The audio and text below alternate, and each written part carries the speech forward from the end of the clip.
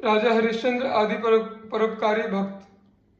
सुनो हरिश्चंद्र कथा व्यथा बिन द्रव्य दियो तथा नहीं राखी बेची सुत तिया तन है।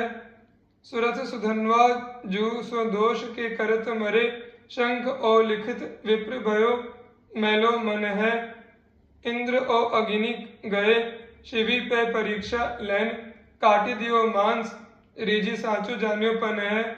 भरत दधीच आदि भागवत बीच गाय सबनी सुहाए जिन दियो तन धन है। श्री प्रियदास जी कहते हैं, अब सत्यवादी राजा हरिश्चंद्र की कथा सुनिए। उन्होंने मन में बिना किसी कष्ट का अनुभव किए प्रसन्नता पूर्वक विश्वामित्र मुनि को अपना राजभोग दान कर दिया, कुछ भी शेष नहीं रखा। पहले संकल्प को पूरा किया, सत्य का पालन करने में अपने समान किसी को नहीं रखा।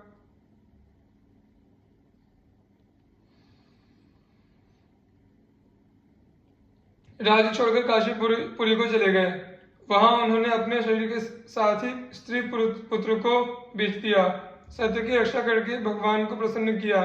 सूर्यवंश में त्रिशंकु नाम के एक प्रसिद्ध चक्रवर्ती सम्राट हो गए हैं, जिन्हें भगवान विश्वामित्र ने अपने योग बल से सशरीर स्वर्ग भेजने का प्रयत्न किया था।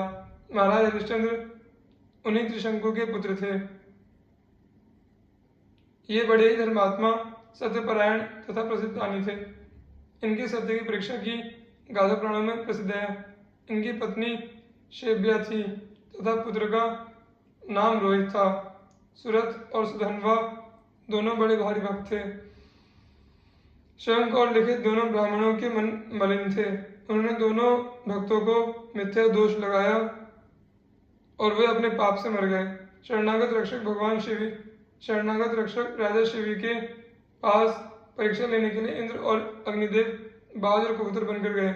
शरणागत कबूतर की रक्षा करते हुए प्रसन्न होकर उन्होंने बाज को अपने शरीर का मांस काट कर दे दिया। तब दोनों को विश्वास हुआ कि राजा अपने प्राण का पालक और सच्चा धर्मात्मा है। छप्पे में आए शेष भरत और दधीची आदि भक्तों की कथाएं श्रीमद् भागवत में कही गई हैं, जिन्होंने परोपकार में अपना तन मन और धन अर्पण किया। वे भक्त संसार में सभी को प्रिय हुए। श्री हरिश्चंद्र जी सूर्यवंश में त्रिशंकु नाम के प्रसिद्ध चक्रवर्ती सम्राट हो गए हैं, जिन्हें मुनि विश्वामित्र ने अपने योग बल से सशरीर स्वर्ग भेजने का प्रयत्न किया था।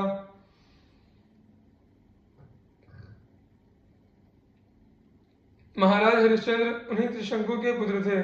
ये बड़े ही धर्मात्मा, सत्यपरायण तथा प्रसिद्ध दानी थे। इनके राज्य में प्रजा बड़ी सुखी थी और दुर्भिक्ष, महामारी आदि उपद्रव कभी नहीं होते थे। महाराज हरिश्चंद्र के यश से त्रिभुवन भर गया। देवर्षि नारद के मुख से इनकी प्रशंसा सुनकर देवराज इंद्र ईर्ष्या से जल उठे और उनकी परीक्षा के लिए मुनि विश्वामित्र से प्रार्थना की। इंद्र की प्रार्थना पर प्रसन्न होकर मुनि परीक्षा लेने तैयार हो गए। महामुनि विश्वामित्र अयोध्या पहुंचे। राजा हरिश्चंद्र से बातों ही बातों में उन्होंने समस्त राज दान रूप में ले लिया। महाराज हरिश्चंद्र ही भूमंडल के एक क्षेत्र राजा थे। वह सारा राज तो मुनि की भेंट हो चुका। अब वे रहे तो कहाँ रहे। उन दिनों काशी ही एक ऐसा स्थान था जिस पर किसी मनुष्य का अधिकार नहीं समझा जाता था। वे रानी शैब्या और पुत्र रोहिताश्व के साथ काशी की तरफ चल पड़े।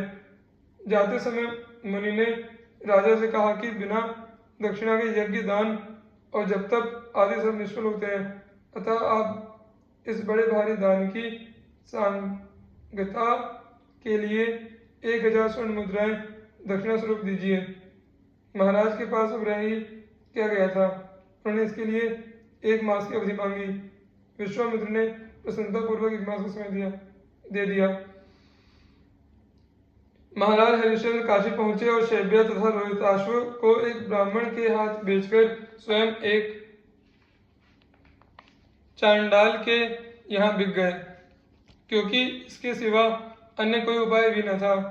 इस प्रकार मुनि के ऋण से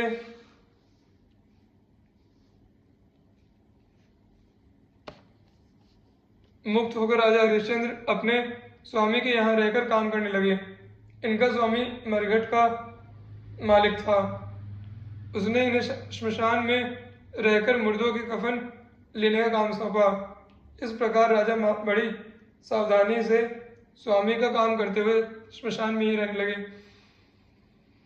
इधर रानी शैब्या ब्राह्मण के घर रहकर उसके बर्तन साफ करती, घर में झाड़ू बुहारी देती और कुमार पुष्प वाटिका से ब्राह्मण के देव पूजन के लिए पुष्प लाता।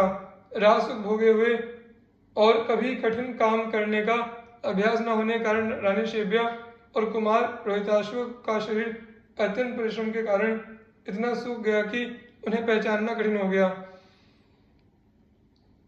इसी बीच में एक दिन जबकि कुमार पुष्प चयन कर रहा था, एक पुष्पलता के भीतर से एक काले विषधर सर्प ने उसे डस लिया।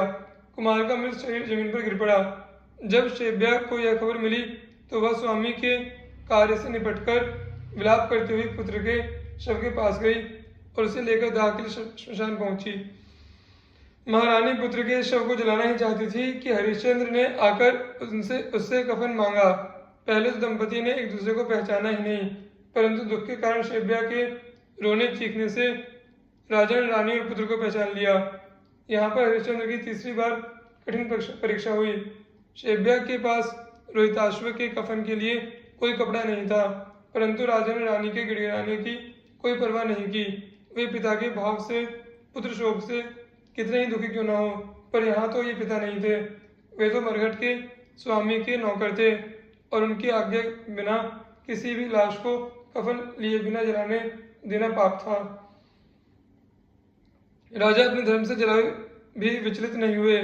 जब रानी ने स्वामी को किसी तरह मानते नहीं देखा तो वह अपने साड़ी के 2 टुकड़े करके उसे कफन के रूप में देने को तैयार हो गई। रानी जो ही साड़ी के 2 टुकड़े करने को तैयार हुई कि वहां भगवान नारायण एवं मुनि विश्वामित्र सहित ब्रह्मादि देवगण उपस्थित हुए और कहने लगे कि हम तुम्हारे धर्म पालन की दृढ़ता से अत्यंत प्रसन्न हैं। तुम तीनों सदैव स्वर्ग में जाकर अनंत काल तक स्वर्ग के दिव्य भोग को भोगो। इधर इंद्र ने रोहिताश्व के मृत शरीर पर अमृत की वर्षा करके उसे जीवित कर दिया। कुमार सोकर उठे हुए की भांति उठ खड़े हुए। हरिश्चंद्र ने समस्त देवगण से कहा कि जब तक मैं अपने स्वामी से आज्ञा न ले लूं तब तक यहाँ से कैसे हट सकता हूँ। श्री धर्मराज ने कहा, राजन, तुम्हारी परीक्षा के लिए मैंने ही चांडाल का रूप धारण किया था। तुम अपनी परीक्षा में पूर्णतः उत्तीर्ण हो गए। अब तुम सहर्ष स्वर्ग जा सकते हो। इस पर महाराज हरिश्चंद्र ने कहा, महाराज, मेरे विरह में मेरी प्रजा अयोध्या में व्याकुल हो रही होगी। उनको छोड़कर मैं अकेला कैसे स्वर्ग जा सकता हूँ। यदि आप मेरी प्रजा को भी मेरे साथ स्वर्ग भेजने को तैयार हो तो मुझे कोई आपत्ति नहीं, अन्यथा उनके बिना मैं स्वर्ग में रहने की अपेक्षा उनके साथ नरक में रहना भी अधिक पसंद करूंगा। इस पर इंद्र ने कहा, महाराज, उन सबके कर्म तो अलग अलग हैं, वे सब एक साथ कैसे स्वर्ग जा सकते हैं। यह सुनकर हरिश्चंद्र ने कहा, मुझे आप मेरे जिन कर्मों के कारण अनंत काल के लिए स्वर्ग भेजना चाहते हैं, उन कर्मों का फल आप सबको समान रूप से बांट दें। फिर उनके साथ स्वर्ग का क्षणिक सुख भी मेरे लिए सुखकर होगा, किंतु उनके बिना मैं अनंत काल के लिए भी स्वर्ग में रहना नहीं चाहता। इस पर देवराज प्रसन्न हो गए और उन्होंने तथास्तु कह दिया। सब देवगण महाराज हरिश्चंद्र एवं शैब्या तथा रोहिताश्व को आशीर्वाद एवं नाना प्रकार के वरदान देकर अंतर्धान हो गए। भगवान नारायण देव ने भी उन्हें अपनी अचल भक्ति देकर कृतार्थ कर दिया।